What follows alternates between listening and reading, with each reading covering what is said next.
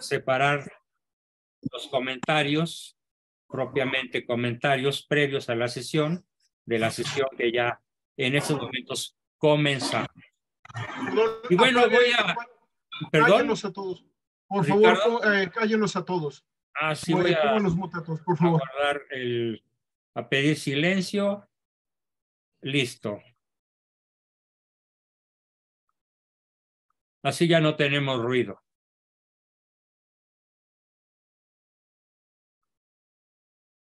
Muy bien. Primero vamos a enmarcar el tema de hoy, que es continuación del viernes pasado, en donde hicimos una disección profunda, exacta, muy amplia, muy documentada, porque estuve varias horas, varios días documentándome sobre ese monstruo, por decirlo de manera no ofensiva, de manera descriptiva, el Tata Lázaro Cárdenas, que instauró las grandes macropolíticas que hoy se continúan apoderando de México y que fueron la no propiedad ni riqueza para los mexicanos del petróleo.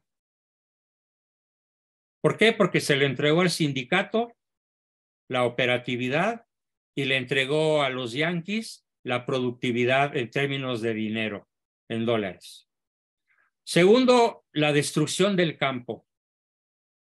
Lograr que el campo mexicano, a pesar de la enorme riqueza natural que tiene, no fuera nunca más el principal sustento alimentario, agropecuario, de pesca, etcétera, del pueblo de México, sino las importaciones de grano y de otros productos de otros muchos lugares de la tierra.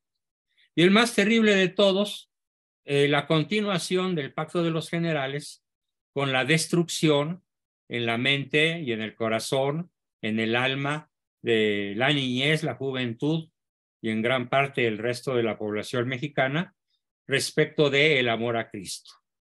O sea, desvincular al mexicano del conocimiento y del amor a Cristo. Porque el que no lo conoce, pues no lo ama, porque nadie ama a quien no conoce. La consecución, si la prolongación de estas tres políticas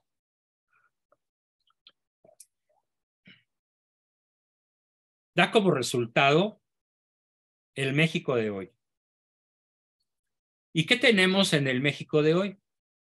Bueno, voy a comenzar por compartir con ustedes un artículo que no ocurre, un artículo sobre un suceso que no ocurre en México, ocurre en los Estados Unidos.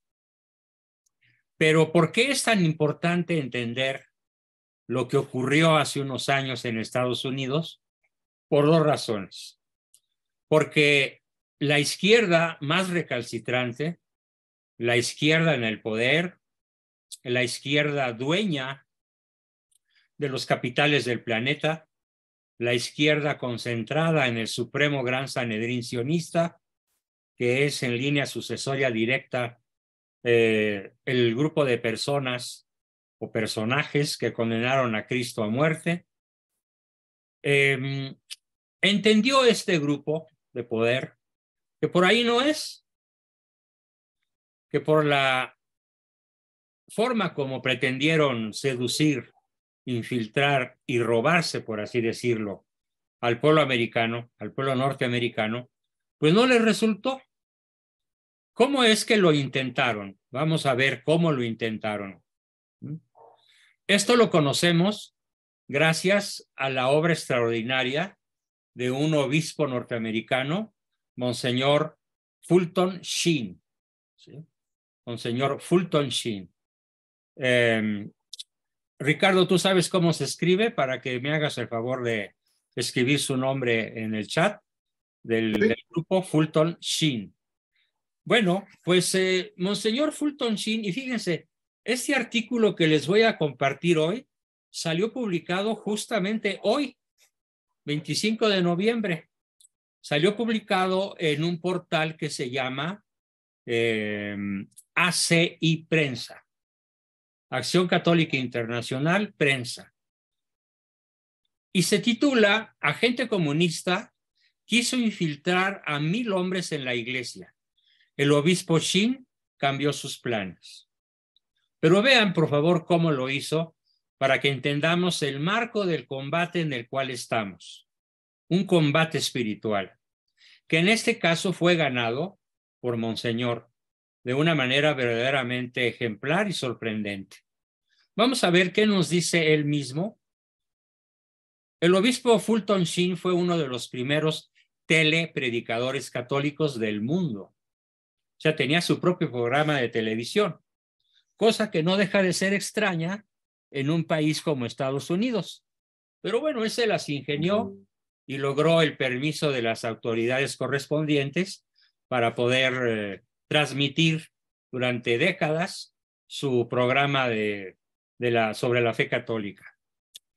De hecho, en su autobiografía, porque él la escribió antes de morir, el venerable Fulton Sheen recuerda haber emitido su primer mensaje de radio, fíjense, en 1932, o sea, hace 90 años exactamente, y ser el primero en presentar un programa de televisión religioso en Nueva York, en el corazón del mundo sionista, porque Nueva York es su capital.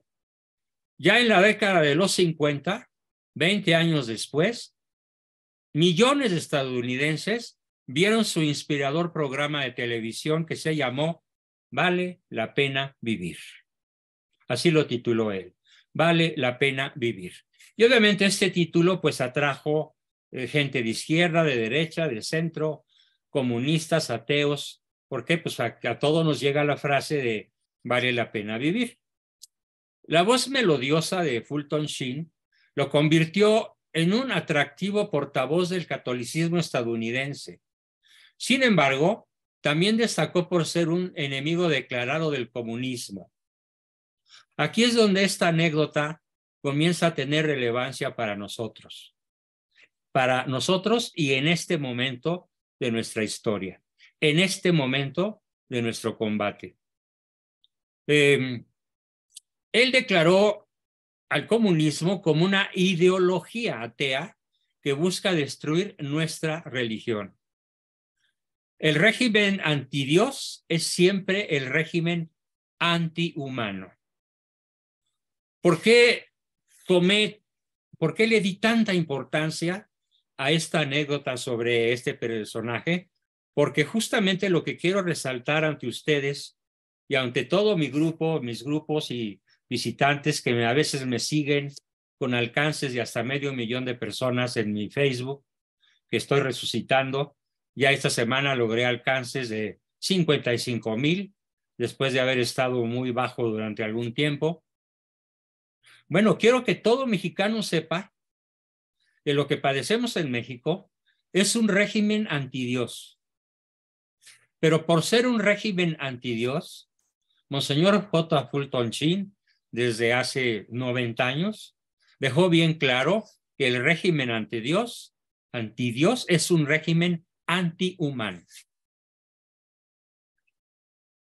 Fue un obispo, Monseñor Sheen, que contó en vida con muchísimos seguidores y con un buen número de conversos, gracias a su formidable don de comunicación y a su ejemplo.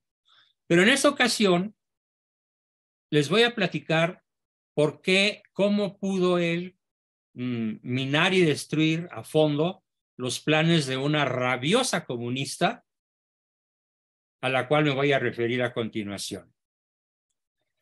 Esta señora se llamó Bella Dodd, ¿sí? En un libro publicado recientemente, de hace apenas 2 años, el libro se llama El Diablo y Bella Dodd. Se escribe con doble L porque es un nombre italiano. Bella Dodd con doble D.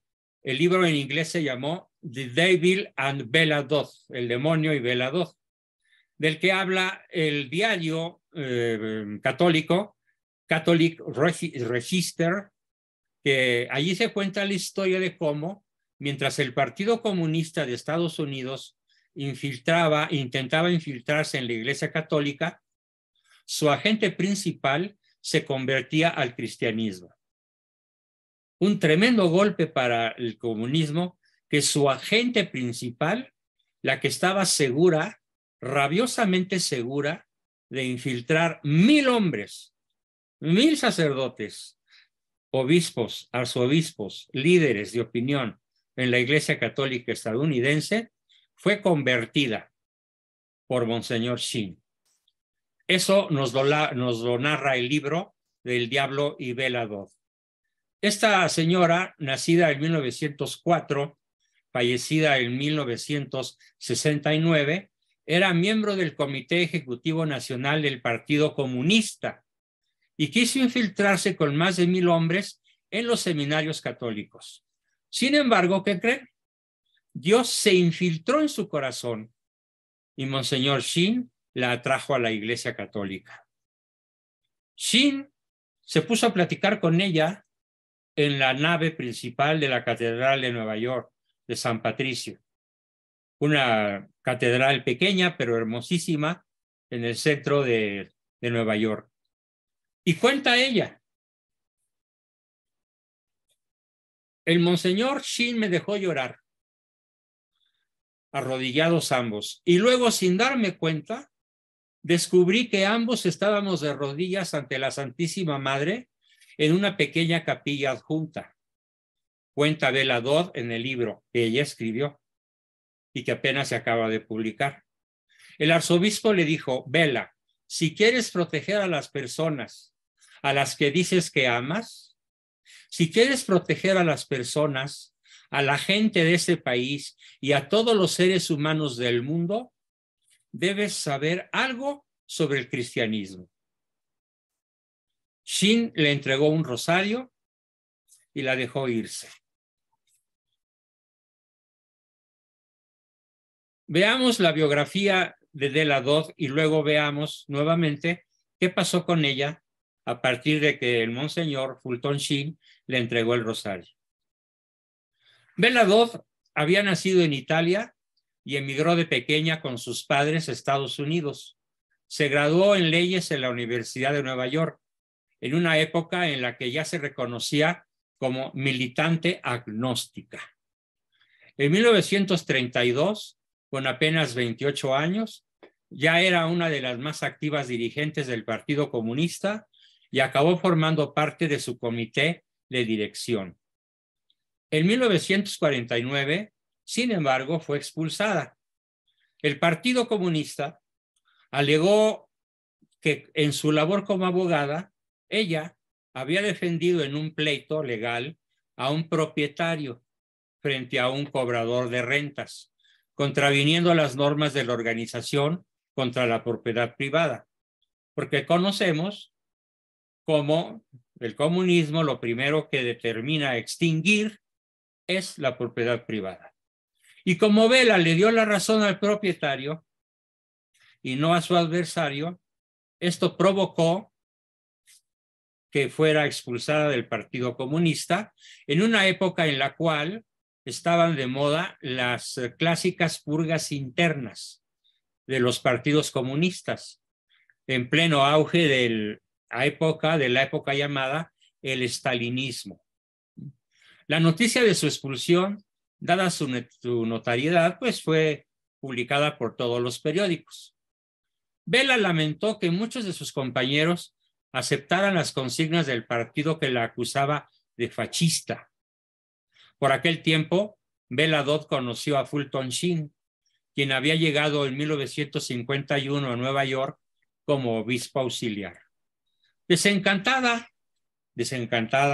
al comprobar en carne propia la falsedad del comunismo, al descubrirlo como mero aparato de poder, siguió una evolución filosófica, racional, pensante. Vean la importancia de las ideas, la importancia de la batalla cultural en términos racionales. Siguió, pues, una evolución filosófica que la llevó a rechazar el materialismo dialéctico, que es la tesis central de los partidos comunistas y la tesis central de los gobernantes de izquierda, comenzando por el que desgobierna México. Y entonces, una vez que ella rechaza el materialismo, siente curiosidad por adentrarse en la Iglesia Católica. Y como no se pudo comprobar si había sido o no bautizada al nacer, había nacido en Italia, acuérdense, de una familia católica, pues resulta que en la vigilia pascual del año de 1952 fue bautizada por Sheen, por Monseñor Fulton Sheen, en la Catedral de San Patricio. Y ya para 1954, 2 años después de su bautismo, cuando ella ya tenía 30 años, en 1954 escribió el libro Escuela de Oscuridad. En su título original, School of Darkness, Escuela de Oscuridad, denunciando los poderes económicos que estaban financiando en Estados Unidos y en otros países a los partidos comunistas para controlar al hombre común y destruir la civilización cristiana. ¿Quién financia hoy en México? ¿Al malo? Los hombres más ricos de este país. Carlos Slim y Salinas Pliego. Grupo Carso y Televisión Azteca.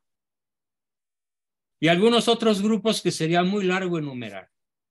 Pero a su vez estos grupos son derivados o son protegidos o son financiados, son iluminados por los grupos a los cuales denunció Velador desde hace 70 años. Esto es lo más interesante de esta sesión, al menos en este tramo.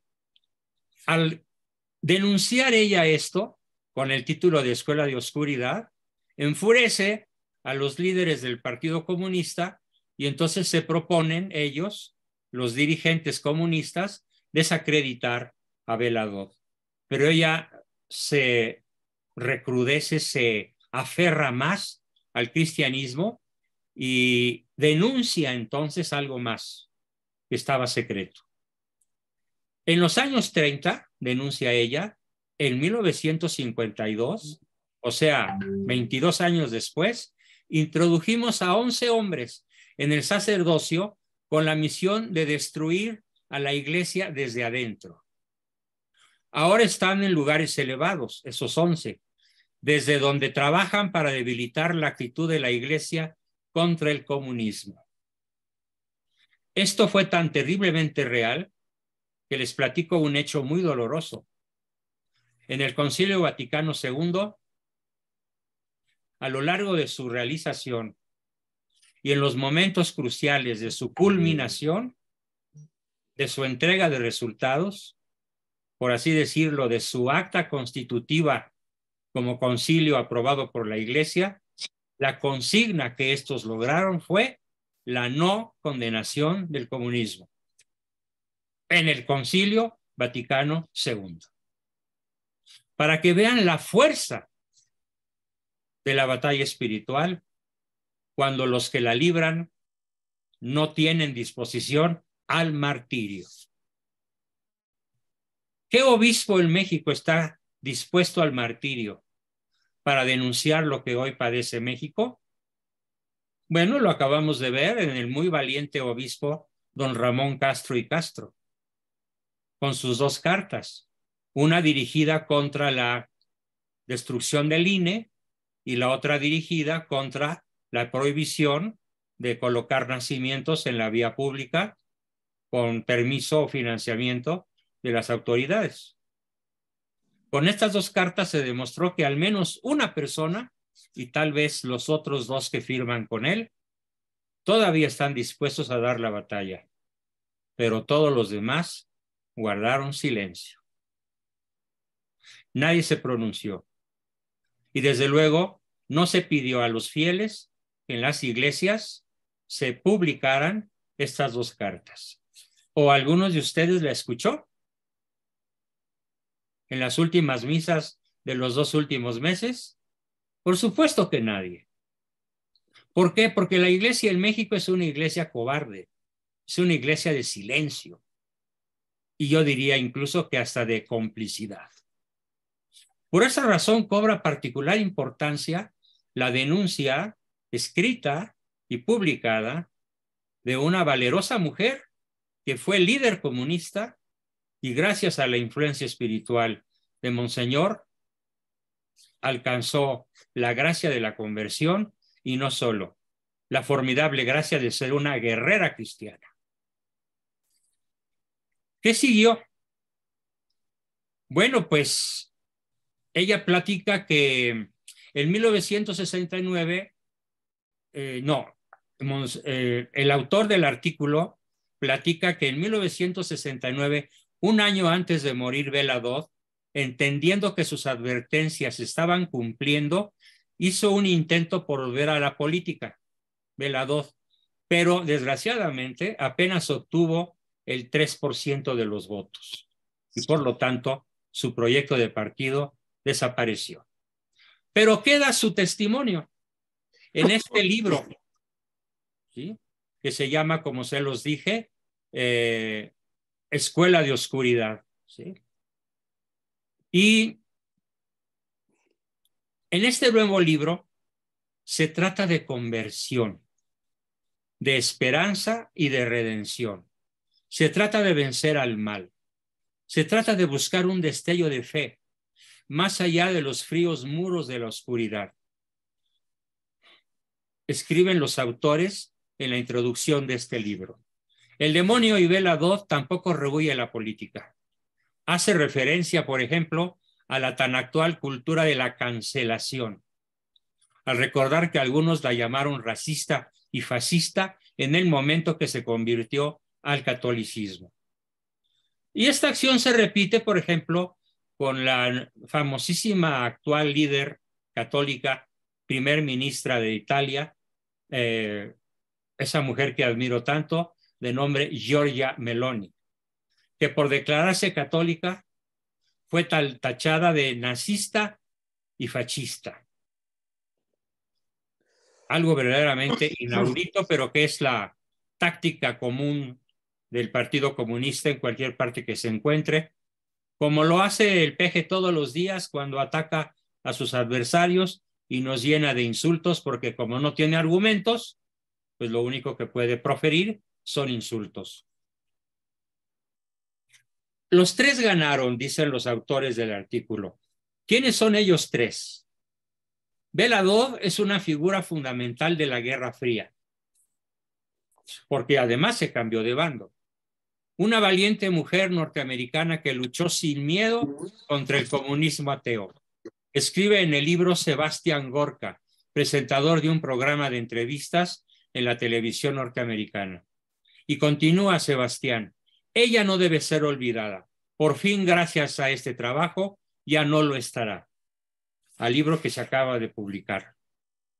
La socióloga Anne Hendershot, profesora de la Universidad Franciscana de Euston-Belleville, en Ohio, apunta que la propia Bella Dodd reconoció que su objetivo demoníaco más importante era destruir la fe del pueblo católico norteamericano mediante la promoción de una pseudo religión de justicia social que se parecía al catolicismo, pero que claramente no lo era. Como todas las tesis del malo en México, a las que incluso les da el nombre de cristianas, a las que incluso dice defender y proteger, porque él es un cristiano y un gran admirador de nuestro Señor Jesucristo. Y yo he publicado en mis redes sociales que a Cristo no se le admira, porque no es un beisbolista. Ya quisiera el malo que fuera un beisbolista. A Cristo no se le admira, se le adora, porque es nuestro Redentor y es Dios. Dios y hombre verdadero. Así que este paralelismo entre lo que pretendió hacer Bella Dodd y que se arrepintió, y lo que ahora trata de hacer Morena y el bulto de Palacio, hay una analogía perfecta. ¿Qué se deriva de esto que les estoy contando? Que tenemos que orar, orar, orar por la conversión de nuestros adversarios. Fue la oración la que convirtió a Bela-Dodd. Claro, la oración de un obispo, de un personaje católico de alto nivel. Pero la oración en su valor no depende del nivel sociocultural o del nivel socioeconómico de la persona orante. Depende de su fe, sin importar que es el más pobre o sin importar que es el más rico de una nación. Nos toca pues orar fervientemente por modificar los trágicos destinos a donde parece llevarnos la izquierda comunista, que más que nunca tiene un poder extraordinario en la persona de Manuel Andrés López Obrador, porque verdaderamente es pues el líder visible de este movimiento nefasto. Al final del libro, los autores lo resumen así. En el enfrentamiento entre el diablo y Bela-Dodd, tuvo Lucifer sus pequeñas victorias, pero al final Dodd prevaleció. Ella ganó, el obispo Shin ganó y su iglesia ganó. Hasta aquí el testimonio paralelo, el testimonio que nos da esta formidable personaje con su conversión al catolicismo de una manera pues profundamente racional, sobre todo porque lo que le dice para empezar el obispo es: te conviene ponerte a investigar sobre cristianismo. Y fue precisamente su investigación humilde, ardorosa, disciplinada, la que finalmente se hizo que se convirtiera a la fe en la cual este grupo en su totalidad, o al menos en su mayoría, profesa. ¿Qué hacer entonces? ¿Qué hacer frente a esta constante y profunda destrucción que estamos sufriendo en México? Pues para empezar diré que estamos sufriendo lo que se llama oclocracia y caquistocracia. Y que ha llegado el momento, yo así lo quiero titular, del contraataque. Tenemos que contraatacar. Si no eres católico, solo pasa de largo. Si no eres católico, solo ten la cortesía de escucharme, pero no lleves a la práctica lo que voy a proponer. Pero si eres católico, nos toca contraatacar. El próximo domingo 27 de noviembre, el malo más malo que haya nacido en tierra mexicana va a reunir a sus mascotas conforme al manual del dictador comunista para contrarrestar el efecto de la marcha que hubo a favor del INE. Irónicamente, esta acción para esclavizarnos va a iniciar en el Ángel de la Independencia. Y una persona que está en mis grupos, pero que no recuerdo en estos momentos su nombre, pero ya lo buscaré para enviárselos a todos, calcula que el costo de la manifestación, que yo más bien llamaría desfile de chairos, el próximo domingo 27, va a tener un costo contra el erario público de alrededor de, agárrense, 3,000 millones de pesos. Es que está más. Algunos dicen que hasta 5,000 millones. Pero bueno, prefiero no exagerar, para no decir que la cola del diablo mide 5 kilómetros. Prefiero decir que son 3,000 millones, porque 3,000 millones, pues sí, es una cifra que puede ser ajustada a los gastos que va a haber, terribles gastos que ya hubo, que está habiendo y que va a seguir habiendo sobre esta marcha. Nada más piensen, a cada uno se le va a dar, según el lugar donde provenga, desde 300 hasta 600 pesos. Y en algunas oleadas hasta 900 o 1,000. Si multiplicamos esa cantidad por, no sé, ¿qué quieren?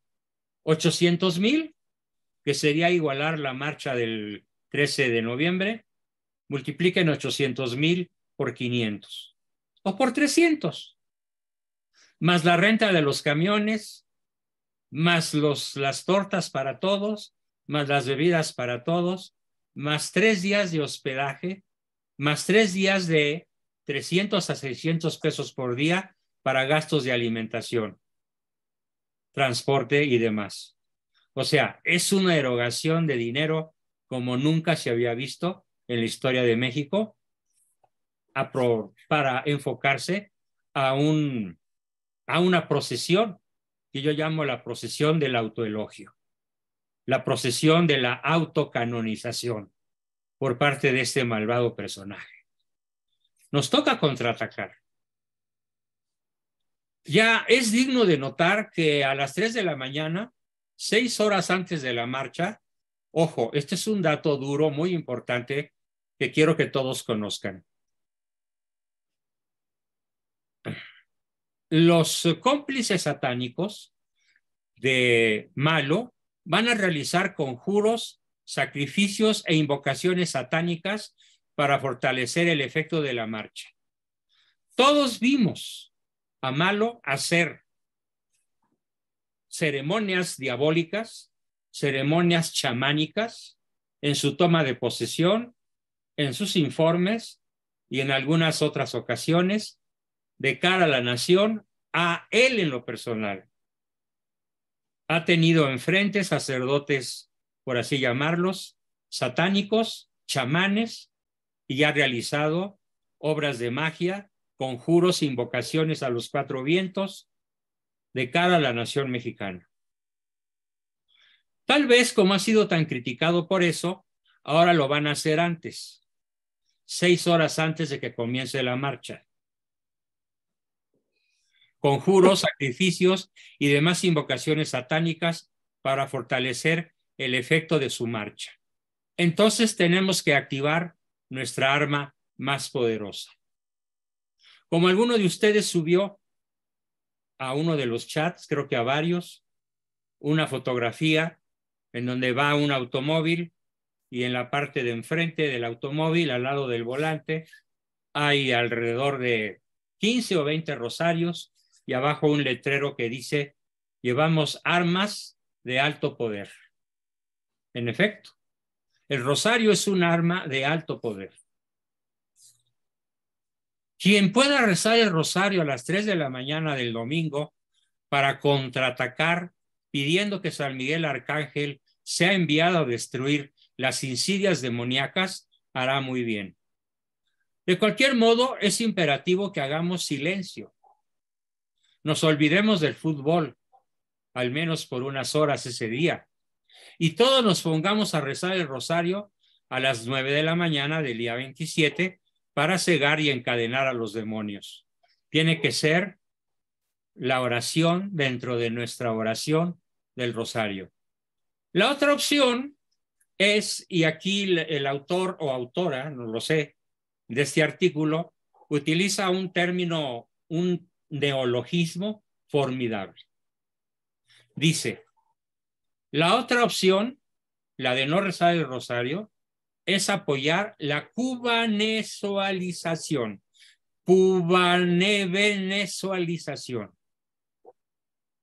Cubano-venezualización. Parece un trabalenguas, pero no lo es.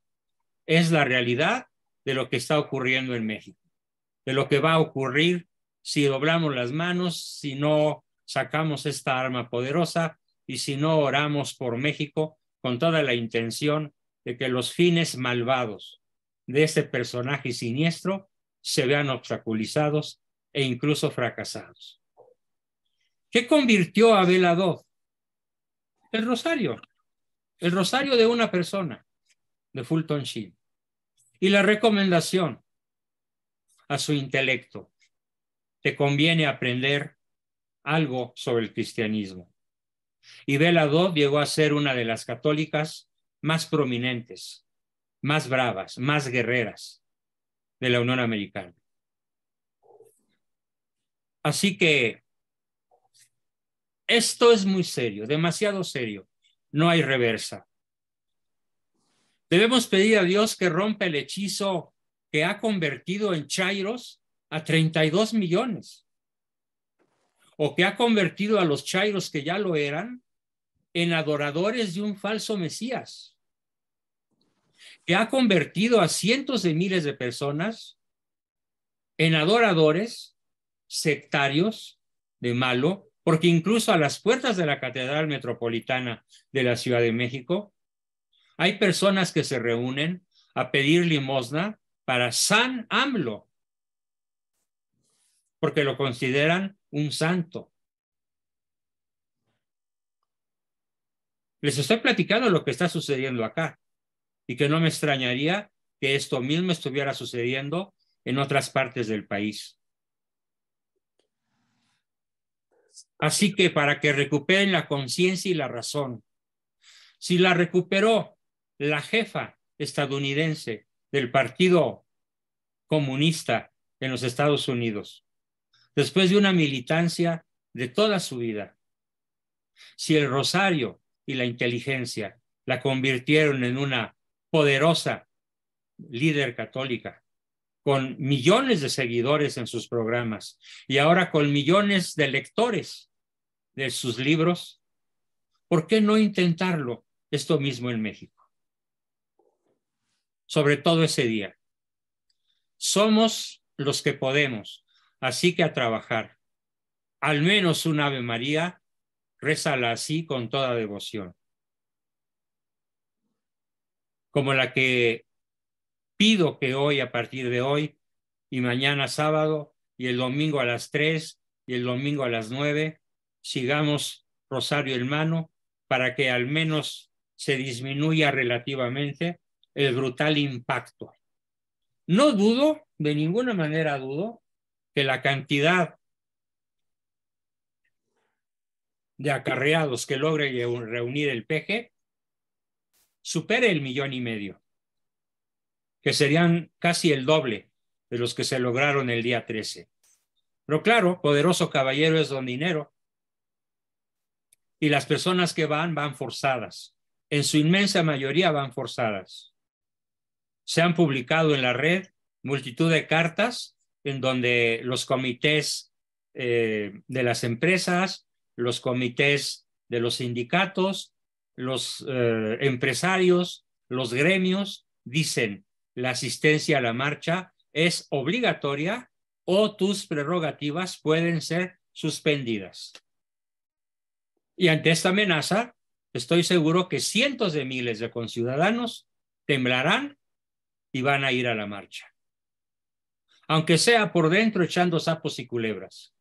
Pero habrá observadores de los siervos de la nación, ¿sí? Pero yo no los escribo con S, los escribo con C. ¿Por qué? Porque el siervo es un sirviente y el siervo es un animal. ¡Ja!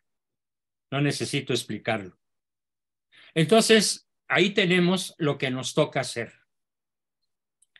Además, el gran peligro o gran realidad que hoy ya tenemos en México. Perdón, voy a volver a silenciar.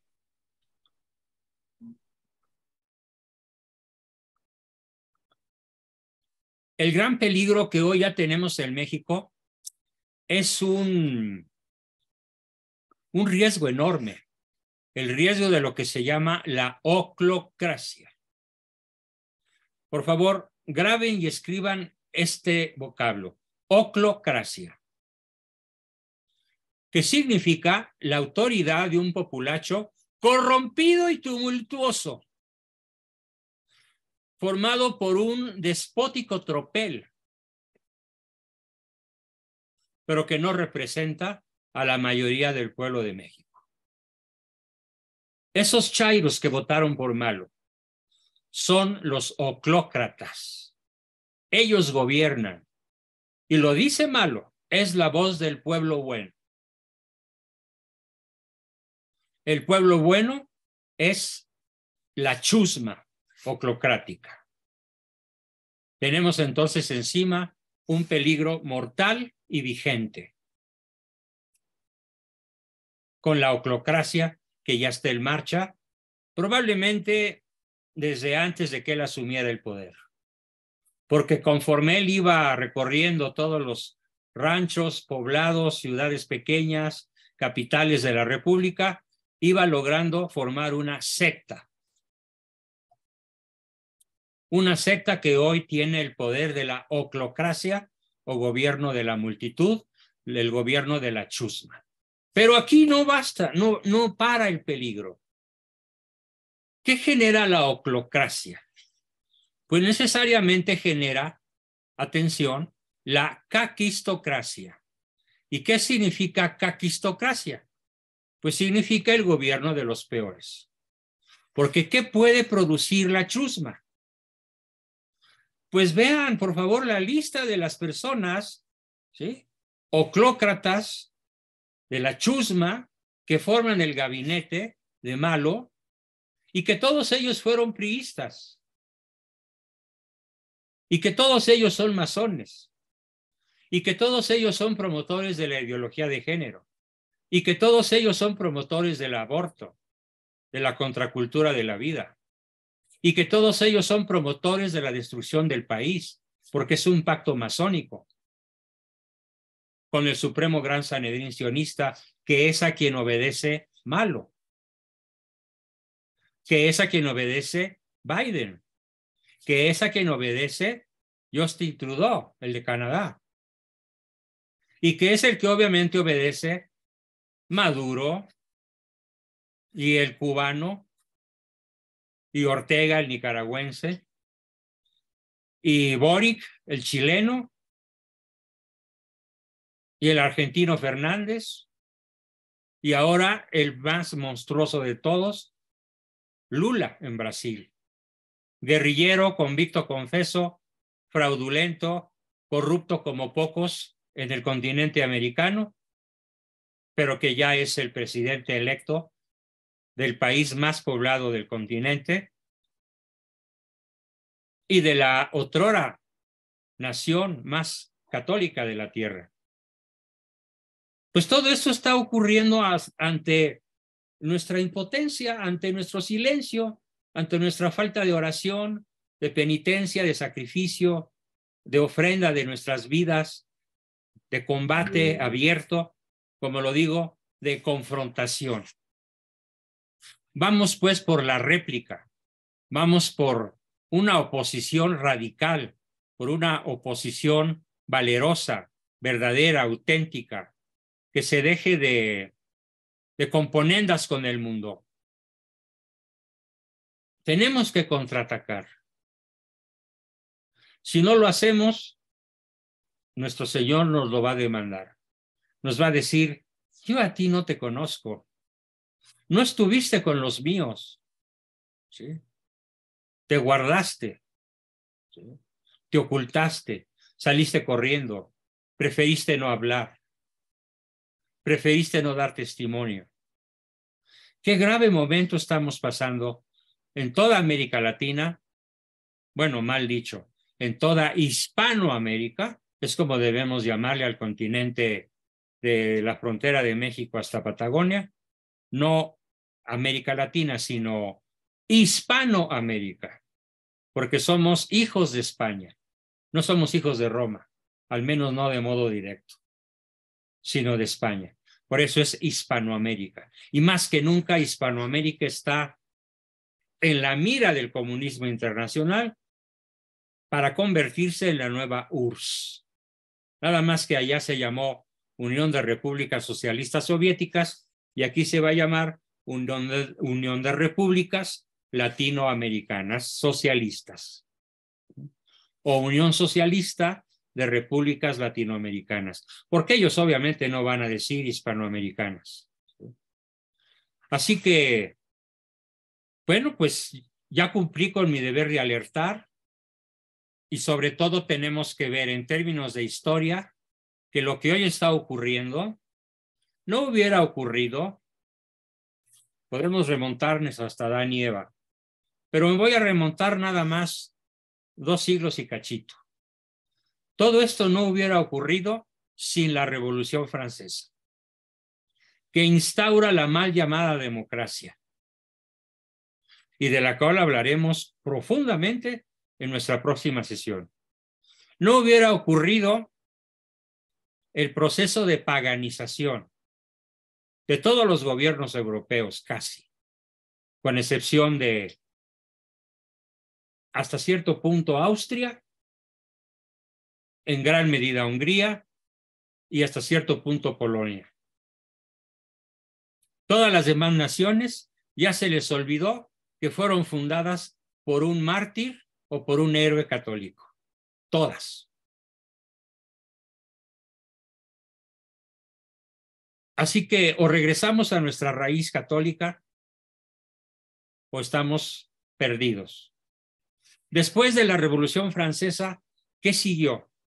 Pues las luchas fratricidas entre revolucionarios, imperialistas, en México entre centristas y liberales, entre conservadores y liberales, entre federalistas y centralistas, hasta que llegó nuestra gran catástrofe, la peor de todas, en 1910, con la revolución antimexicana. Y con el militarismo, que se instaló desde 1910 hasta Cárdenas, hasta que por primera vez toma la bota del poder un civil en 1940 y se instala de una manera tenebrosa, de una manera contundente, derivado del militarismo, derivado de la masonería, imbricado, fortalecido, sostenido por la masonería, el priato, el dominio del PRI durante décadas y décadas y décadas.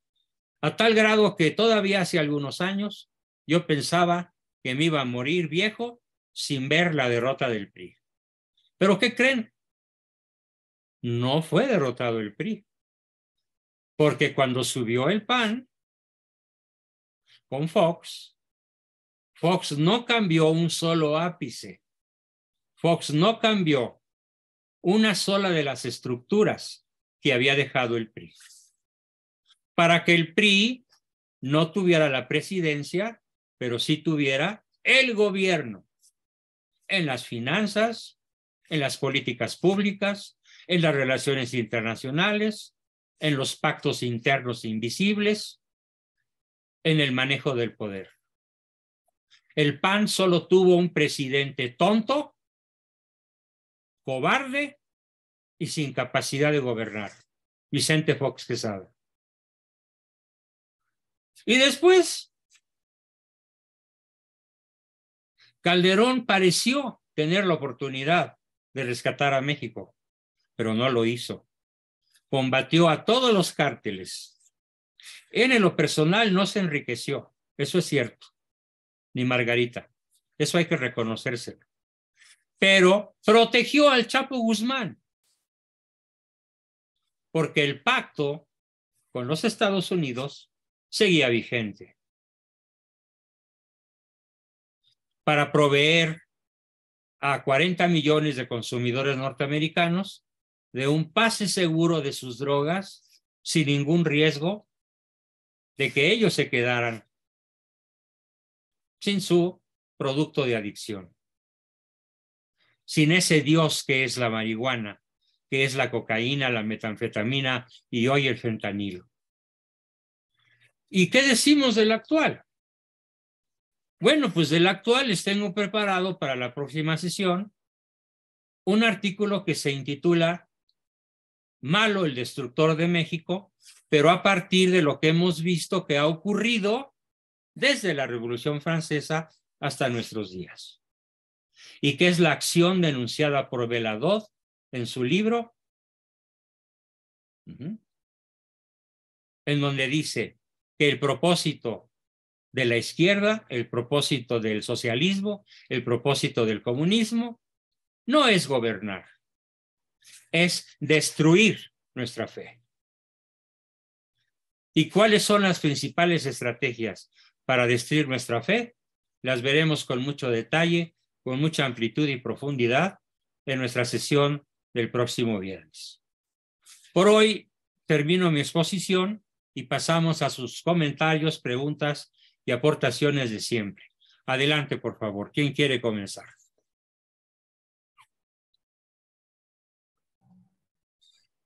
Juan Pablo. No tenemos. Ricardo, adelante, Richard, por favor. Dos pequeños comentarios. En números reales, con todo y que Fox fue un verdadero sopilote, ¿sí? En números reales, Fox fue el mejor presidente que haya tenido México desde que cayó don Porfirio Díaz. Imagínense el nivel de tragedia de los presidentes que hemos tenido. No, bueno. Ahora sí que en el país de los ciegos el tuerto es rey. Sí, o sea, a ese nivel, volteas a ver números reales, fue el mejor presidente que hemos tenido desde don Porfirio Díaz, dices, por el amor de Dios. Y el Pero tienes que tomar en cuenta quiénes estaban al frente de la economía mexicana. Claro. Eran, digámoslo así, buenas personas y sí, eran buenos técnicos. Sí. En el manejo financiero del país. Sí. Pero eran priistas. Era una mezcla, no todos eran priistas. Otro detalle más, fue el presidente con la tasa más baja de asesinatos desde don Porfirio Díaz también. Y varias situaciones más. Con todo y todo, volteas a ver y dice, pero es que era un tonto, sí, pero le pusieron el famoso gabinetazo. Y eso fue lo que salvó su gobierno. Sí. Y el tercer mejor presidente que hemos tenido, con todo y sus problemas, con todo y que de verdad que no era precisamente buena persona, Felipe Calderón, eso habla del pésimo gobierno que hemos tenido. Exacto. A lo largo de todo esto. Esa es una. Dos, ahorita en todo lo que es el inicio de la cuaresma, que es a partir de este domingo, hay una invitación en varios lugares para empezar ¿la cuaresma? Toma dos, Adviento. Disculpa, Adviento. fue sí, del Adviento. Se me trabaron las palabras. A mí me pasa también a veces. Ok. Hay una intención para empezar a rezar la liturgia de las horas. La pueden encontrar en internet. Si no, les mando las ligas en los grupos de WhatsApp. Pero conforme lo están pidiendo, que es ahora sí que la liturgia de la palabra, empezarla a rezar a las 3 de la mañana. No tarda 15 minutos en rezarla, incluyendo 5 minutos de meditación de las palabras. Y acabando de ello, rezar el rosario rapidito, de los rosarios de 10 minutos, y entonces ya volverse a dormir. Pocas palabras es pararse a las 3:25 estar acabando y ya volverse a dormir. Entonces es una invitación y tratar de seguir las horas principales. Los laudes entre 6 y 9 de la mañana, las vísperas entre 6 y 9 de la noche y las completas a partir de las 9 de la noche. Esa es una invitación que se hace. No se le exige a nadie ni nada. Y acompañar por ser inicio del Adviento. El Adviento. Ahí va a volver a decir cuaresma. Acompañarlo todos, cada uno de ellos, con un rosario rapidito. Si a un rosario lo dejas esquelético nada más, son 10 minutos de oración rapidita. Entonces, irlo acompañando. Esa es la invitación que hago. Yo pongo las ligas para la liturgia de las horas y a cada quien que haga lo que pueda. Richard, mándamelas a mí y yo las distribuyo a cientos. Va. ¿Sí? Yo ahorita más fácil. Yo tengo más acceso que tú a los grupos. Perfecto, órale. ¿Vale? Muy bien. Súper. Sí, es tiempo de contraataque, rosario en mano. Y cada tropezón que tengamos, cada dolor, cada contratiempo, cada tristeza, es el tiempo de ofrendarla en ese contraataque. Incluso para darle sentido al dolor, a la tristeza, a los choques, a los fracasos de la vida cotidiana, tenemos que hacerlo. No hay de otra. Les platicaba lo que reza nuestra heroína actual, la autora del libro El Rey del Cash, reza todos los días, cambiando un poco de tema de lo que nos acaba de decir Ricardo. Ella dice que todos los días le pide al Señor, Señor, respecto del malo, ¿no? Ilumínalo o elimínalo. Lo digo para poner un chiste de un toque de buen humor. Una ejaculatoria. Una ejaculatoria política, ¿no? Sí, Lili, te escucho. Mire, quería comentar algo sobre el autor de este libro. Madre Patria, Sí, España. sí. Qué belleza de portada, ¿eh? Sí, sí, es una maravilla el libro. Aquí es como para todo, consultar todo lo que tiene que ver con la hispanidad. Está escrito por Marcelo Gullo Omoveo. Es un autor argentino. Es nieto de italianos. Sí. Y tiene varios libros. Este es uno de ellos, pero es una maravilla. Y yo quisiera, si me permite usted, un pedacito leer aquí. Claro que sí. Rápidamente. Muy valioso. Mire, la infiltración de los agentes de la KGB. La KGB era la policía secreta de la Unión Soviética. Sí. En los seminarios católicos a fin de destruir desde dentro el poder del Vaticano.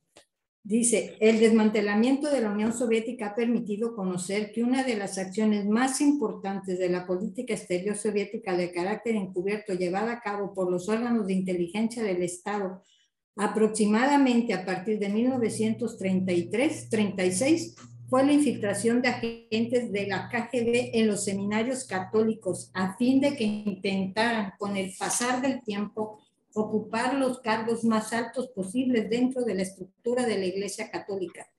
El objetivo estratégico de la política de infiltración de la KGB era provocar una revisión de los dogmas fundamentales de la Iglesia Católica que llevara a su división interna y a su descomposición desde adentro. ¿No le suena eso el sínodo de la sinodalidad? Ah, caray. Espérame, un detalle. Acabo de subir un libro. Subí un libro al chat y también a los de WhatsApp de precisamente de eso, que se llama ES 1025, que habla de es la historia de un infiltrado comunista en la iglesia y que participó en el Concilio Vaticano I. Ahí está todo lo que, ahí está el libro, ya lo compartí, para que vean bien. Que es totalmente cierto eso. Gracias. Nada más para... Sí, ya voy a terminar, es breve. No, dice, muy bien. Para llevar a la división interna y a una descomposición desde adentro. Dice, después de la Segunda Guerra Mundial hubo una segunda ola de infiltración. Aunque en 1949 la política de infiltración a gran escala había sido detectada por las autoridades vaticanas, pero no pudo ser neutralizada eficazmente. Para 1949 el Papa Pío XII poseía informes que estimaban que aproximadamente 2,000 sacerdotes habían sido infiltrados en la iglesia por la KGB.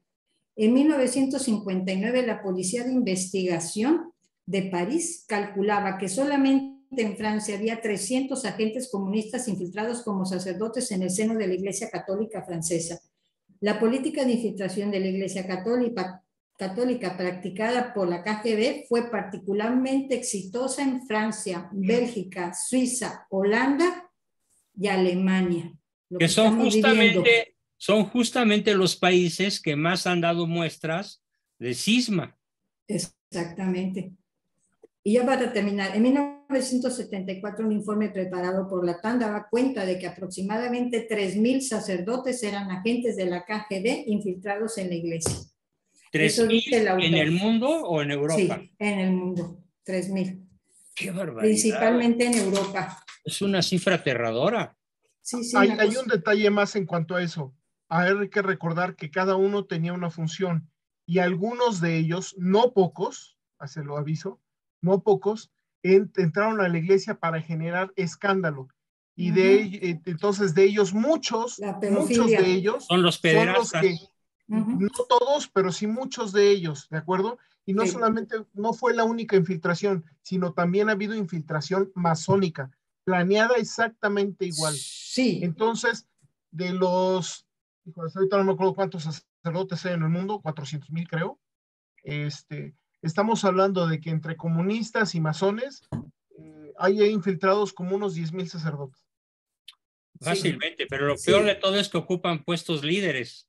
Sí. Ocupan puestos líderes o han sido los motivos de escándalo. Muchos de los sacerdotes infames que ha habido han sido de estos infiltrados que ya saben que a eso van. A mí me llama mucho la atención, Ricardo y grupo, ver las caras de los, por ejemplo, en ACE y Prensa, lo que va del año, se han publicado las fotografías de obispos y cardenales y sacerdotes sorprendidos en pederastia o en graves abusos sexuales.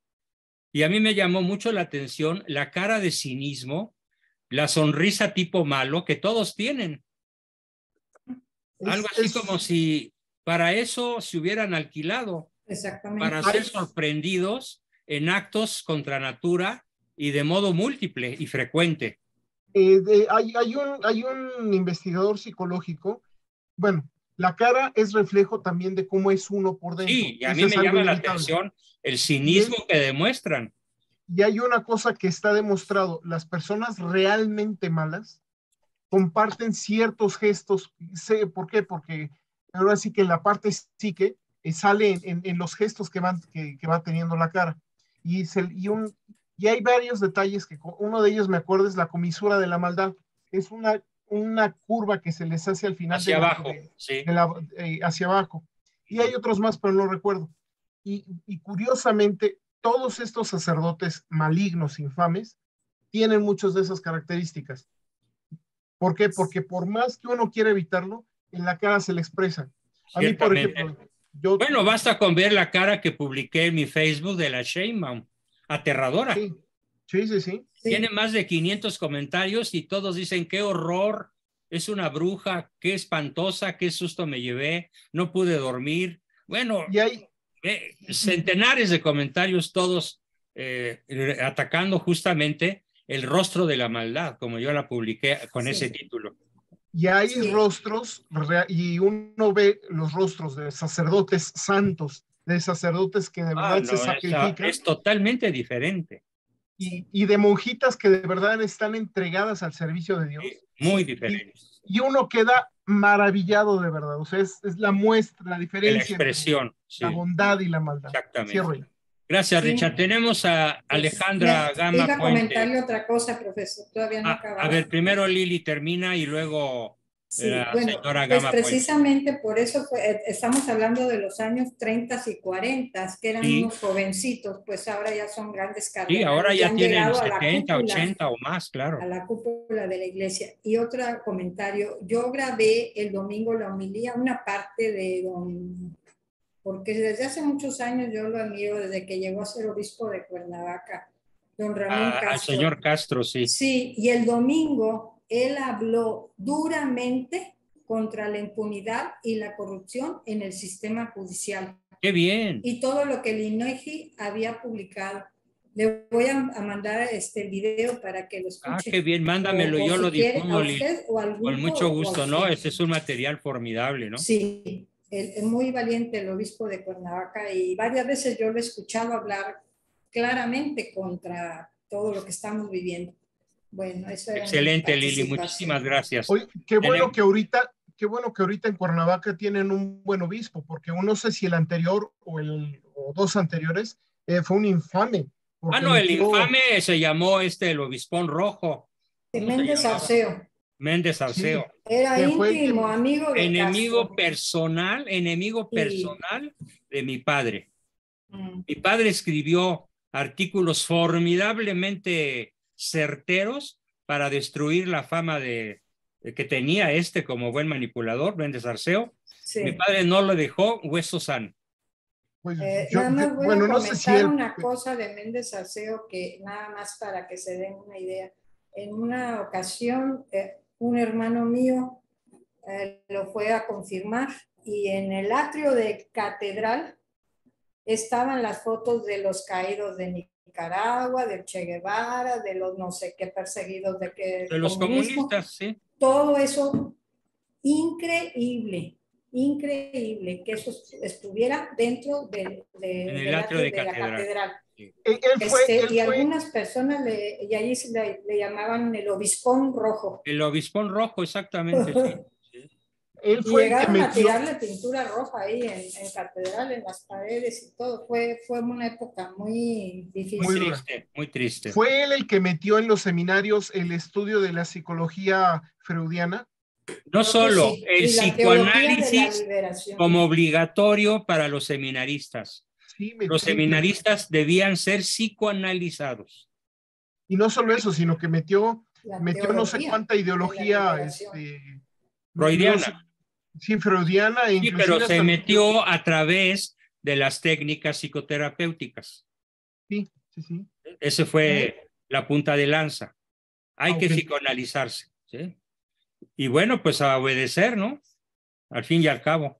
Bien, tenemos a Carla. Adelante, Carlita. Hola, Doc. Es que Hola, qué me gusto di verte. cuenta de mi hija, ya me regañó que porque no le cambié el nombre.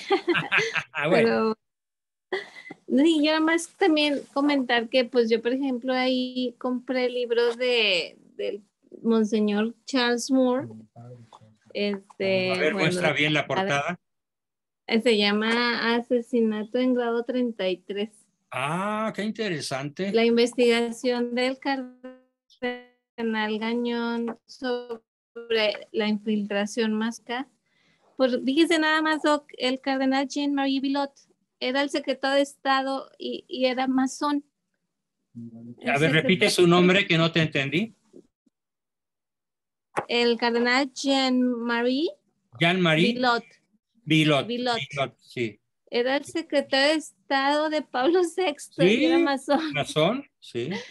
Y Aníbal Bugnini o Bugnini, que fue el encargado de ser el nuevo sordo, era masón.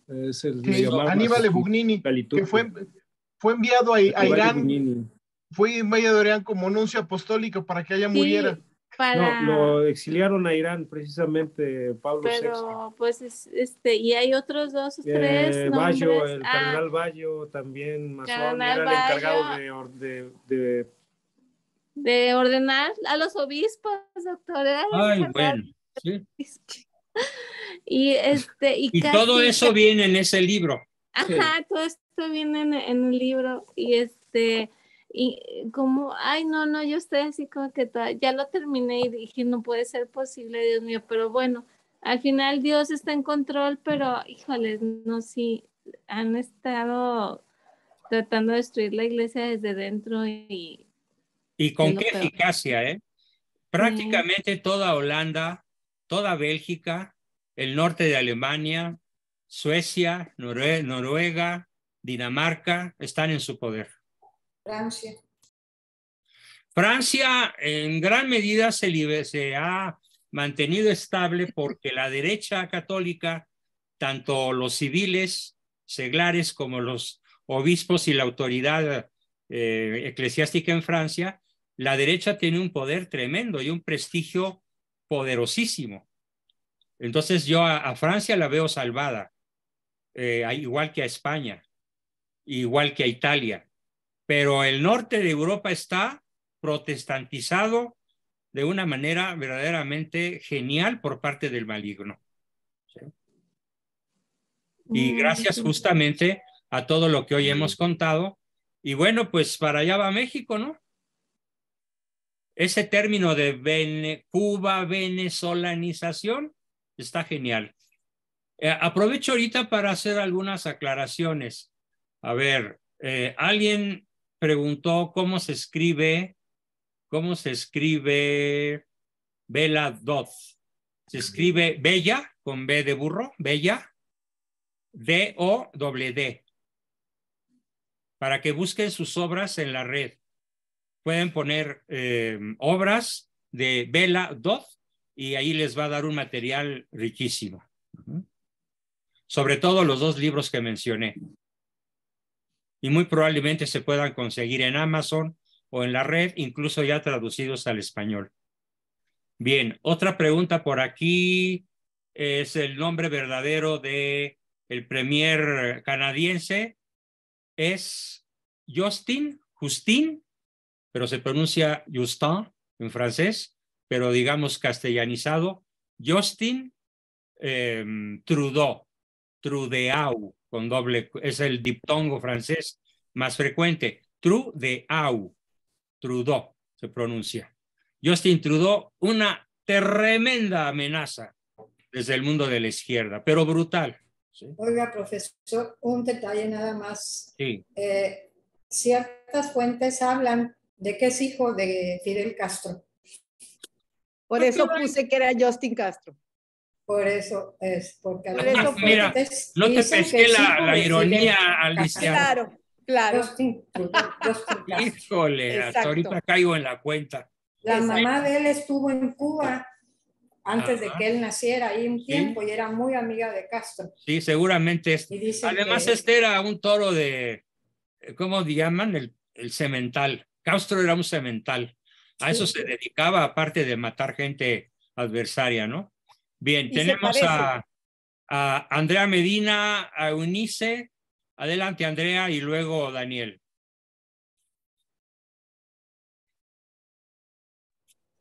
Sí, tengo una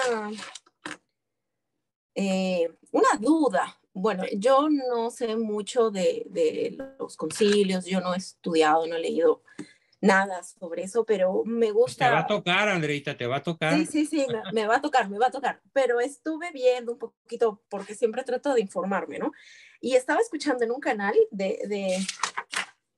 es un canal católico, se llama Conoce, Ama y Vive tu Fe, y estaba dando una entrevista con un sacerdote, pero este sacerdote mencionó que Ratzinger, cuando era cardenal, dijo que el Concilio Vaticano II es como la Revolución Francesa, es como el sílabus a la condena al liberalismo, ¿no?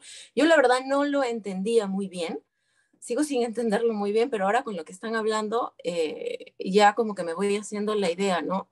Con eso que han dicho de que como que le dejaron carta libre a los comunistas y no criticarlos. Entonces, bueno, esa era mi duda. Fue compromiso, cero críticas durante los años que duró el concilio, cero críticas, cero condenaciones al comunismo, para que pudieran asistir los representantes de los países del este, que todavía estaban bajo la bota rusa. Sí. Ese fue el trato. Bueno, ¿y qué quiere decir que el Concilio Vaticano II es la condenación del liberalismo? En efecto, el concilio condena, y condena bien, los extremos del supercapitalismo. Los extremos del capital como único criterio en la vida, cuyos 3 criterios que condena el concilio son invertir a corto plazo, con 0 riesgo y con alta ganancia, con máximo rendimiento. Son los 3 pecados mortales del liberalismo económico. Y el Concilio Vaticano los condena de manera contundente, pero debió haber condenado los excesos de la izquierda. El otro lado. El otro lado. ¿Sí? Y bueno, dijo la verdad, pero no toda. ¿Ok? Y de ahí se han derivado muchas críticas al concilio para decir que fue un concilio comunista, que fue un concilio traidor, que no es válido, que no, falso. Fue un concilio válido, pero hasta cierto punto frenado por el poder del mundo. Por el poder de la política. Hay que entender bien eso. Sí, ya voy entendiendo. Sí, mi otra consulta, no sé, o consejo, no sé. Yo tengo una amistad, una pareja que tiene 2 hijos. Bueno, la amistad la conozco por mi esposo, pero él es masón. Y bueno, yo ya le he dicho a mi esposo, le comento, le hablo, siempre conversamos, ¿no? Y yo le he dicho, ni que te vaya a decir algo de que te quiere jalar, porque yo sé que podría ser, o sea, podría invitarlo, ¿no? Claro, y mi esposo me dice, yo no voy a, o sea, ni hablar, Andrea, no, ni hablar, eso, ni hablar, ¿no? Pero yo los veo buenas personas a esa familia, pero yo no sé cómo entrarle a la esposa, que es mi amiga, ¿no? Porque bueno, no sé, pero yo como que me siento en la obligación de querer decirles algo que están pues en algo que no deberían estar, ¿no? Yo te recomiendo que les regales el libro que se llama ¿Por qué soy católico y por qué pienso seguirlo siendo? Ya lo tienes, ¿no? No, ¿Ya te lo mandé o pero no te lo he mandado? no Entonces, me lo has ahorita mandado. mismo mándame un WhatsApp Ya, recordándome que te mande el libro ¿Por qué soy católico? ya. ¿Sí? Para que puedas comenzar.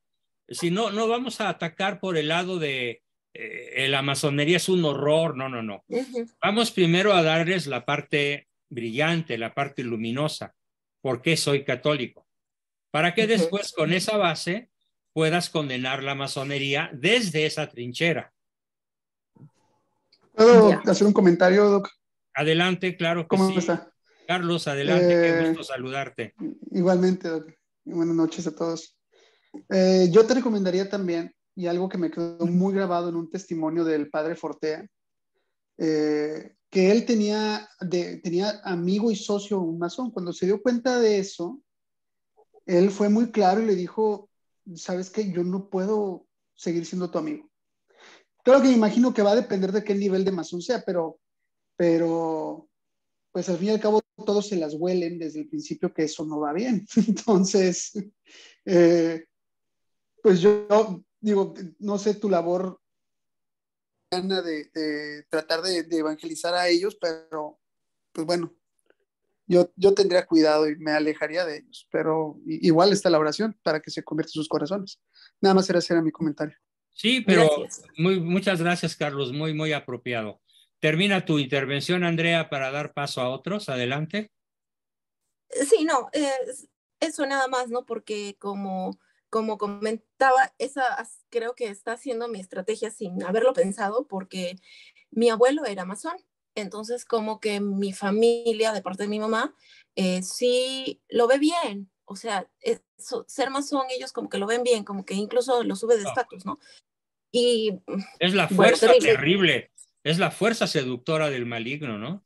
Sí. Sí, entonces yo he leído por mi cuenta ya hace tiempo algunos libros y yo le decía a mi mamá, bueno, pues mamá, eso que tú crees estás equivocada, ¿no?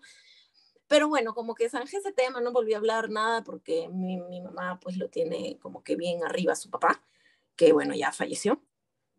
Pero yo le he entrado por ese lado más, como usted dice, ¿no? Por las maravillas de lo católico, ¿no? Y lo bien que me siento y cómo yo incluso siento que he cambiado tanto.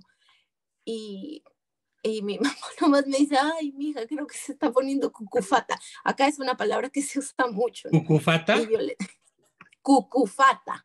Sí, sí, cucufata. También se usa en México Ajá, en las rancherías. ¿Qué significa allá? sí. O sea que estoy como que fanática, ¿no? Fanática. Ah, Fanática. no. Y entonces yo le digo, bueno, qué bien, pues mamá, porque debería alegrarte porque no estoy perdiendo el tiempo viendo Netflix y tonteando. ¿Ustedes se la pasan hablando de qué películas vieron? Ah, bueno, entonces yo me la pasaré hablando que estoy yendo a mis catequesis, que estoy haciendo mis catequesis con el padre Olivera Rabás. Y bueno, yo les hablaré también pues de lo que hago, porque cuando ustedes hablan yo no sé nada de televisión, de películas, ni nada, ¿no? Y ya se ríen, nomás no me dicen nada, ¿no? Pero bueno, como que por ahí le estoy entrando, ¿no? Magnífico, Andreita. Finalmente, uh-huh, eso nada más. Gracias. Felicidades. Mi bisabuelo también era masón Ah, bueno, y era un hacendado yucateco fuerte. Y cuando él se salió de la masonería fue cuando justo después lo traicionaron con todo lo de la revolución y le uf, quitaron todo, que si no se todo. hubiera retirado de la Y masonería, se hubiera quedado con todo y más. bueno, es que pasó a los altos niveles. Yo creo que hizo el rito del 29 al 30 y de ahí se dio cuenta quién era el gran arquitecto. Entonces, Ah, y a pues volar, él salió espantado y claro. se fue. Sí, seguramente. Bien, Carlos, muchas gracias. Tenemos a Daniel. Adelante, Daniel. Y luego Hola, Alejandro. sí, ¿qué tal? Buenas Muy noches a buenas. todos. Nada más mi aportación ahorita, yo he estudiado un poco sobre las apariciones marianas. Me interesó mucho la aparición de Garabandal, de la de España. Entonces ahí lo que decía la Virgen, era que muchos sacerdotes, esto fue en 1958, del 58 al 65 me parece que fueron las apariciones, y decía la Virgen que ahí ya muchos sacerdotes se estaban yendo por el camino de la perdición y consigo se llevaban a muchas almas. Cierto. Entonces, dice ahorita la copa se está llenando en el primer mensaje que dio, y en el segundo mensaje, que fueron como 3 años después, dice ahora, antes la copa se estaba llenando, ahora está rebosando. Entonces, no sé si ya estas apariciones están aprobadas por la iglesia, pero No, todavía la no. Virgen, Garabandal todavía no está aprobada, pero tampoco está combatida. exacto. Entonces, y aparte están ahorita con lo de los 10 secretos de Medjugorje, y junto con lo que dijo ahí la Virgen del aviso que tiene que ocurrir, ¿no? Para la conversión, es como el último intento del cielo para poder pues convertir al mundo, la última oportunidad. Y bueno, esto de lo de la masonería infiltrada, pues ya lo había dicho también el Papa León XIII en esa visión que tuvo, que dijo que Con el demonio enroscado le, en le- el le- altar mayor de San Pedro. eh, exactamente, que le dijo que le bastaban 100 años para destruir la iglesia desde dentro, ¿no? Y ese era el plan, efectivamente, para que desde la cúspide de la iglesia, entonces muchas profecías dicen que llegará hasta el papado, ¿no? Para destruirla, pero pues ya ven, bueno, dice nuestro Señor, que pues el infierno nunca va a poder prevalecer contra la iglesia, ¿no? Y Entonces, dice, las puertas del ahora infierno no prevalecerán. no prevalecerán contra ella, exacto. Entonces ahorita queda muy también, yo conocí también al doctor Ricardo Castañón, y él, Extraordinario, señor. sí, y él está impulsando la oración de intercesión, que es la oración de los países, para ser intercesores en cada país. Y ahí se ora, se consagra por México, y el Señor ahí le hizo unas promesas para quienes recen a la oración de intercesión, para cada intercesión que decida interceder por su país. Entonces es muy buena la oración de intercesión, es una hora, y siempre ahí en medio está el rezo del rosario en esa oración. Y por último, ahorita lo que decían hace un momento sobre la oración en la madrugada, decía el cardenal Robert Sara, dice, los hombres y mujeres que oran en el silencio en la noche y en la soledad son las columnas que sostienen la iglesia de Cristo.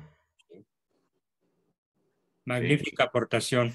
Muy bien, muchas gracias. Gracias, doctor. Gracias, doctor. Agradable sorpresa que nos platiques eso. Tenemos a Víctor Gabriel y luego Alejandro. Adelante, Víctor. Buenas noches. Pues ya viendo todo esto, hay que recordar también que de cada 12 discípulos del Señor, uno va a ser traidor. Entonces, pues la iglesia siempre se ha llenado de gente que conspira contra la misma iglesia. No nos queda más pues que hacer oración y pedir por todos ellos. Inclusive el día de ayer o de hoy, cuando oí el evangelio, decía la palabra del Señor que todo pasará, pero su palabra no pasará, que todo va a ser destruido, pero su palabra va a quedar su palabra, y es la que va a permanecer, y es la que nos va a sacar adelante. Y pues sí nos tenemos que poner en oración, porque pues ese es el ataque, el último de los ataques, y está empezando en la iglesia, pero la finalidad de destruir todas las familias, porque todo lo que se viene viendo de ideología y de todo lo que se está haciendo en estos momentos por meter al país, y que ya está metido en muchos países, es destruir la familia, que no quede cimientos de donde vuelva a surgir pues lo que viene siendo la iglesia. Correcto, porque Víctor, si se destruye la familia, tu comentario. Se va a acabar todo. Excelente comentario, Víctor. Y finalmente, don Alejandro, qué gusto verte. Hola. Alex, hola. Gracias, muy buenas noches. A ver si puedo hacer algunas preguntas o comentarios un poquito salteados, pero interesantes. Ahora, está usándose mucho en Estados Unidos, que se está mofando abiertamente de los católicos como tontos, crédulos, ¿no? Y uno de los temas que me ha tocado toparme es que dice, sí, y son los que creen que la mujer salió de la costilla de un hombre, ¿no? O sea, como una mofa. ¿Qué se te ocurre que se podría decir en torno a eso? Bueno, pues que el lenguaje de la Biblia no es literal. Ajá. Que ningún católico culto piensa en esa estupidez. Uh-huh. ¿Sí? Ni que Dios hizo el mundo en 6 días. Ni que separó la tierra de las aguas. Ni que separó las tinieblas de la oscuridad respecto de la luz. O sea, todo el lenguaje, particularmente el del Génesis, es un lenguaje hiperbólico, parabólico, anecdótico, que usa analogías, que usa hipérbatón, exageraciones, ¿sí? Pero no es un lenguaje, usa un lenguaje coloquial, ¿sí? Hay que ver a quién se dirigió primero la Biblia, a quiénes se dirigió. No se estaba dirigiendo a los doctores en metafísica, en filosofía o teología, se estaba dirigiendo al pueblo llano de Israel, ¿sí? Que no brillaba precisamente ni por su inteligencia ni por su cultura, muy inferior a la romana o a la griega. A ver, tú dime un escritor israelita de la talla de cualquier filósofo griego o de cualquier historiador romano, no existe. ¿Sí? Entonces hay que ver a quién se dirigía, en qué tipo de lenguaje está escrito, y un buen católico por eso no lee la Biblia para conocer su fe. Un buen católico toma un curso de apologética o un curso de exégesis bíblica o un curso de iniciación bíblica para entender el significado de las palabras literales del Antiguo Testamento. Eso le diría yo a un protestante, se quedan boquiabiertos. ¿Cómo? Entonces, ¿tú no crees que la creación se hizo en 6 días? Pues claro que no. ¿Sí? Entonces, según tú, ¿cuánto tiempo abarcó? Pues miles de millones de años, cada era. ¿Sí? Oye, ¿y cómo se las ingenió Dios para sacar a Eva de Adán? Pues mira, solo Dios lo sabe, la verdad. ¿Cómo lo hizo? No te lo puedo decir. Pero eso que la sacó de una costilla es del lado izquierdo, cerquita de su corazón, como dice por ahí un chiste, ¿sí? Que por eso tenemos que tener siempre a nuestra esposa como la elegida del corazón, porque de ahí la sacó el Señor Dios Padre Todopoderoso. Pues no deja de ser una leyenda piadosa. Pero realmente, ¿cómo creó Dios a Eva? A ver quién se atreve a decirlo. ¿Puedo hacer un comentario? Espérame, Víctor, espérame. Entonces, hay que entender que el lenguaje de la Biblia no tiene una interpretación literal, como la quieren la mayoría de las pseudoiglesias protestantes. Requiere exégesis, requiere conocimientos muy profundos y muy amplios, requiere una inteligencia literaria, una inteligencia filosófica, una cultura teológica que muy pocos tienen.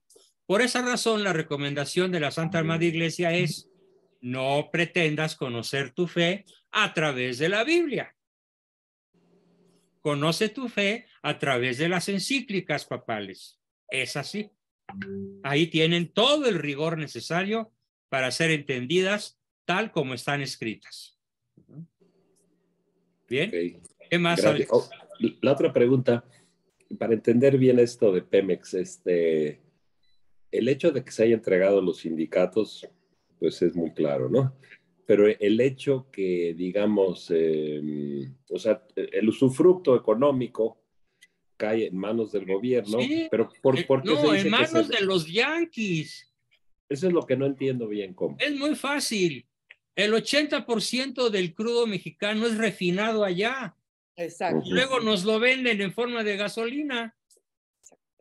O sea, es una brutalidad. Literalmente es un acto estúpido. pudiendo tener México su propia capacidad de refinación desde la época de la disque, ¿cómo se llama? Expropiación petrolera, México sería una potencia mundial. El chiste de la expropiación era que México abortara la posibilidad de ser una potencia mundial. Y por esa razón se hace todo ese transvase y ese regreso. Y el que gana la lana, pues son los gringos. Además, ellos tienen una tecnología décadas avanzada sobre la tecnología de refinación mexicana, como nos lo platicaba el otro día Ricardo. Sí.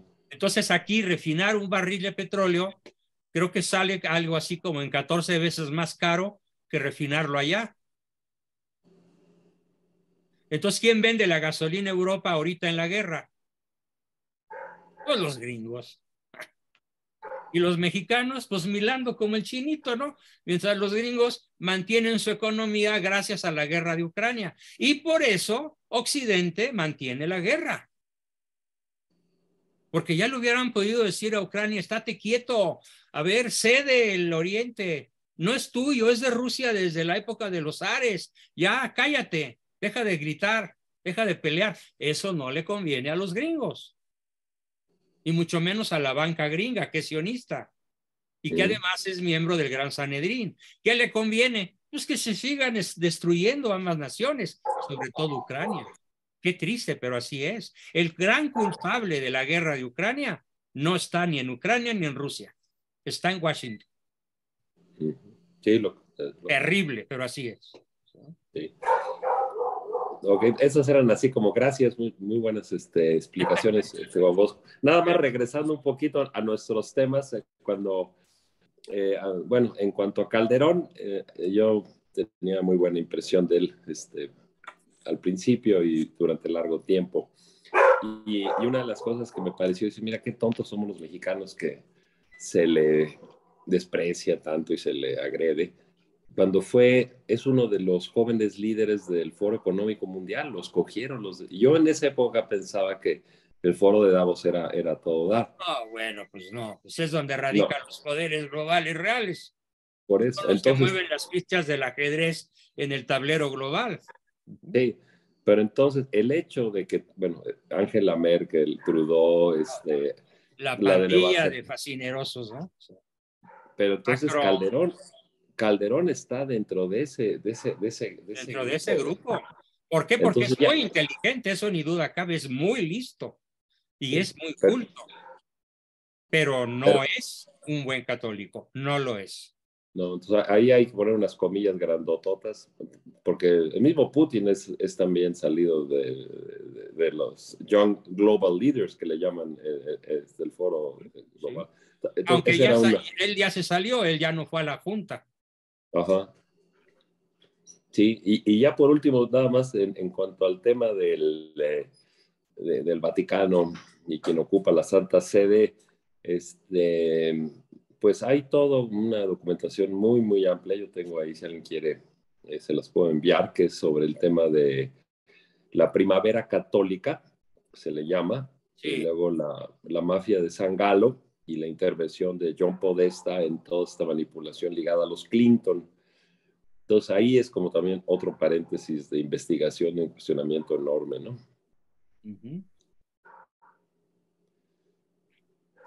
Aquí hay un comentario interesante de Ricardo. Y aun siendo un libro poético, el Génesis tiene elementos científicos comprobados que era imposible que supieran en el momento en que fue escrito.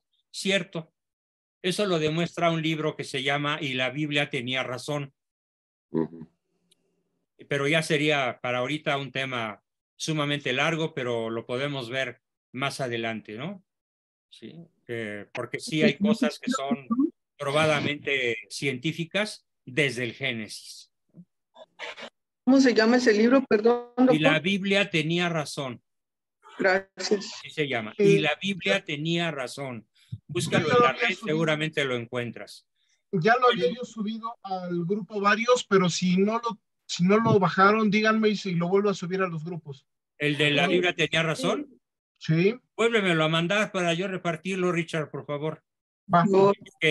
Yo lo tengo, pero perdido hace terabytes atrás. ¿Sale? Muy bien. Bueno, pues les quiero agradecer algo muy importante.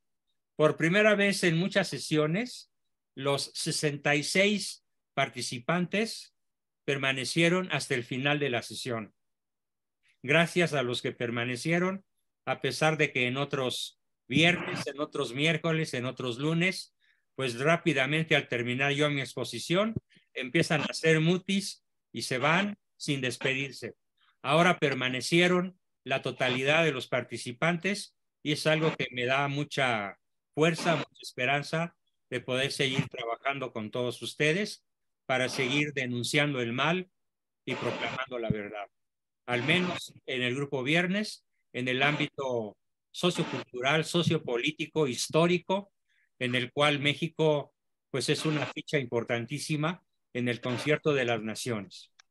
Bien, y por otra parte les quiero recordar a los que no han pagado su cuota de noviembre todavía, que por favor realicen el acto de caridad de hacerlo, porque ahí viene ya diciembre y estamos muy atrasados por acá en nuestro estado de cuentas. Pero reitero, mi mensaje es más poderoso, más fuerte, es muchas gracias por permanecer hasta el final de la sesión sin despedirse antes de tiempo.